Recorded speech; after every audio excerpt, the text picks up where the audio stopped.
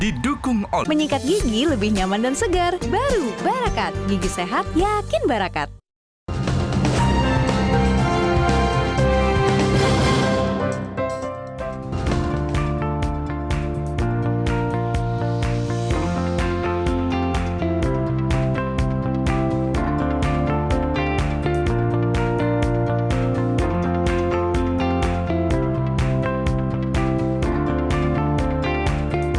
Anda menyaksikan Newsline Trending Topic bersama saya Muhaimin Iskandar, Menteri Koordinator Bidang Pemberdayaan Masyarakat.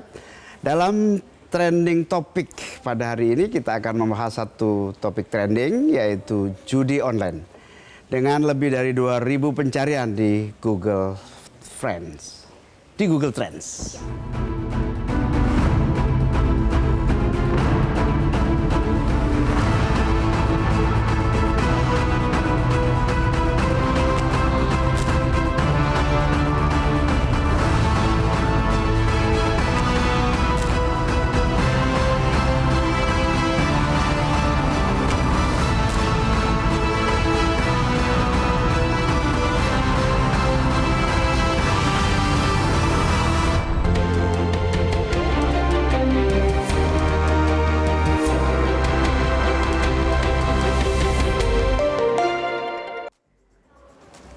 Pemirsa, dalam segmen trending topik kali ini saya tidak sendiri karena tadi sudah langsung dibuka oleh Pak Menko Bidang Pemberdayaan Masyarakat, Bapak Muhaimin Iskandar. Apa kabar, Pak? Alhamdulillah baik. Baik ya, Pak. Deg-degan nggak, Pak, tadi opening Newsline Trending Topik? Deg-degan. Tapi gimana, Pak? Lebih enak jadi Menko atau jadi anchor, Pak, kira-kira? Lebih mudah jadi Menko. Oke, Pak Menko, di segmen trending topik di Newsline kali ini kita akan membahas terkait dengan judi online yang pencariannya tadi di Google Trends mencapai 2.000 pencarian, Pak Menko. Pak Menko, tapi kalau kita ingat dan throwback sedikit ya, Pak Menko ini sempat menyinggung terkait dengan judi online ya. Ini sebagai bencana nasional dan bencana sosial nasional. Kenapa Pak Menko sampai di level seperti itu, Pak? Jadi setelah kita lihat data, ternyata keterlibatan masyarakat kita menjadi bagian dari judi online tidak kurang dari 8 juta. Sebuah jumlah yang sangat fantastis, di mana semua yang terlibat judi online itu mengalami 3 aspek gangguan. Satu, gangguan psikologis mental. Yang kedua, gangguan ekonomi keluarga. Yang ketiga, ancaman melakukan tindakan kriminal. Yang semua ini sangat berbahaya karena sudah sangat masif jumlahnya. Kita perlu mengingatkan ini menjadi ancaman bencana sosial nasional karena semua pihak harus terlibat untuk mengatasi keadaan ini, baik itu pemerintah, aparat keamanan, dan masyarakat pada umumnya. Karena apa? Mayoritas yang terlibat dari 8,8 juta itu adalah masyarakat dengan kemampuan ekonomi bawah. Yang saya sudah telusuri, saya cek, sebetulnya itu bukan judi. Tapi itu penipuan. Penipuan. Jadi kepada semua masyarakat yang coba-coba main peruntungan seolah-olah akan dapat untung, saya perlu sampaikan hasil penelitian saya, penelusuran saya, semua itu penipuan, bukan perjudian. Jadi pasti yang terlibat pasti akan rugi dan pasti akan tertipu. Pasti rugi dan kelihatannya pasti game asik, ada untung, tapi itu penipuan. Oke, itu artinya semua itu adalah tipu-tipu saja. Bukan peruntungan. Orang mengira itu peruntungan, tapi penipuan. Pak Menko, lalu bagaimana koordinasinya dengan stakeholder supaya penipuan seperti ini tidak berjalan dan menjadi penyakit begitu di masyarakat? Tentu ada 3 sisi ya. Sisi policy bidang keamanan. Dalam hal ini ada kepolisian, ada tindakan-tindakan represif. Tentu itu Menko Polkam, politik dan keamanan. Tapi yang kedua adalah lapis kedua yang perlu diwaspadai adalah bahwa ini mengakibatkan dampak-dampak yang berbahaya. Tentu harus ada penanganan kesehatan masyarakat, mentalnya, kesehatan fisiknya, ancaman kriminalnya. Yang ketiga melibatkan semua tokoh, semua pendidik, Kementerian Pendidikan tentu saja. Ini harus masuk dalam bagian dari penyadaran digital sejak usia dini. Sejak usia dini ya Pak Menko. Pak Menko, dalam segmen Mendadak Anchor ini kami juga meminta coba Pak Menko bawakan terkait dengan trending topik hari ini Pak Menko. Boleh ya Pak Menko? Boleh. Oke Pak Menko, silakan, kami beri waktunya. Saudara, judi online merupakan aktivitas yang dilarang di Indonesia. Namun trennya kian marak dan beberapa tahun terakhir telah terlihat dari berbagai peristiwa. Kita lihat dari temuan Pusat Pelaporan dan Analisa Transaksi Keuangan atau PPATK yang telah menunjukkan jumlah yang banyak. Nah, Pak Menko, ini terkait dengan data PPATK. Bahkan kalau misalkan kita membicarakan dengan temuan PPATK untuk di tahun 2024 ini, trennya selalu naik dalam 3 tahun terakhir, Pak. Ini ada kemungkinan kan, Pak? Tidak menutup kemungkinan kalau untuk tahun-tahun selanjutnya akan ada kenaikan. Nah, upaya seperti apa yang dilakukan oleh pemerintah? Yang pertama, Komunikasi Digital harus menutup. Alhamdulillah kemarin oknum-oknum ditangkap karena menjadi bodyguard dari akun-akun judi. Itu harus terus ditusut, dituntaskan.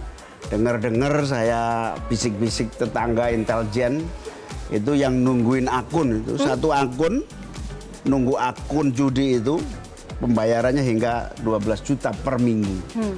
Artinya kalau ada 1000 akun berarti ada 12 miliar. 12 miliar.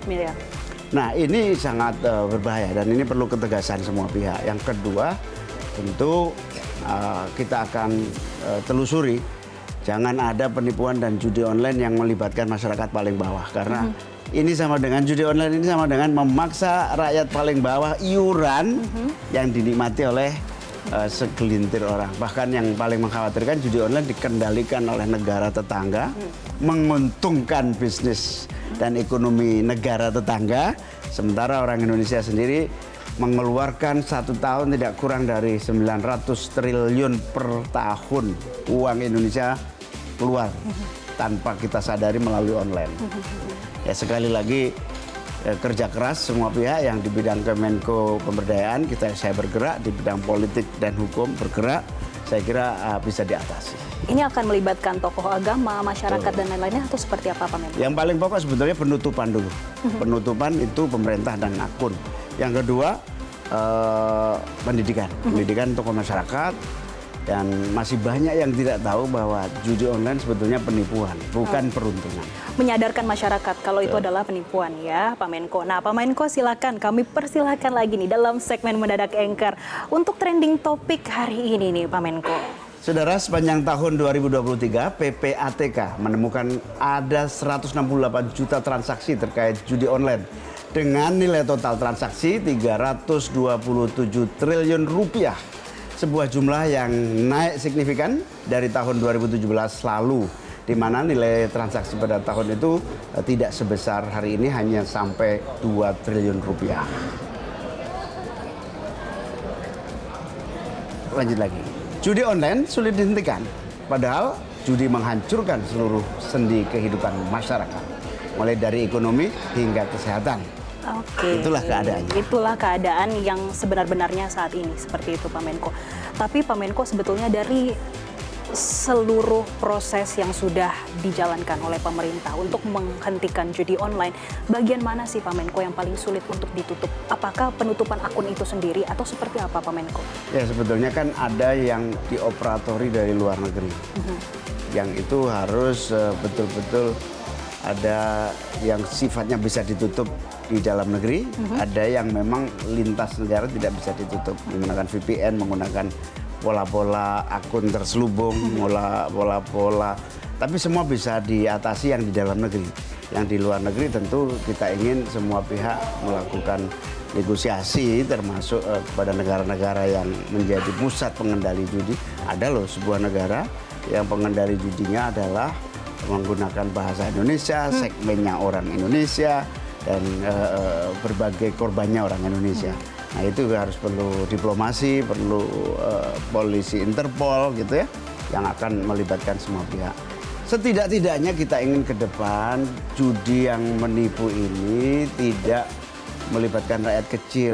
Tarifnya masa 10.000, 20.000. Ya, 10.000, 50.000 mereka sudah bisa top up begitu kan Pak? Top up. Dan salah satu yang bisa kita lakukan adalah OJK dan BI tidak mempermudah top up atau menggunakan rekening. Oke, jadi dari rekening-rekening itu juga sudah mulai dikendalikan ya Pak Menko. Rekening-rekening, bahkan menurut investigasi sebuah media juga menyebutkan bahwa terjadi jual beli rekening. Oke, ini menarik sekali terkait dengan bagaimana judi online di Indonesia dan juga penanganannya seperti apa, Pak Menko. Saya juga ingin bertanya, kira-kira adakah pesan tersendiri dari Presiden Prabowo Subianto terhadap Pak Menko dalam menjalankan satu periode ke depan? Tapi kita akan membahasnya usai jeda berikut ini. Pemirsa, tetaplah bersama kami.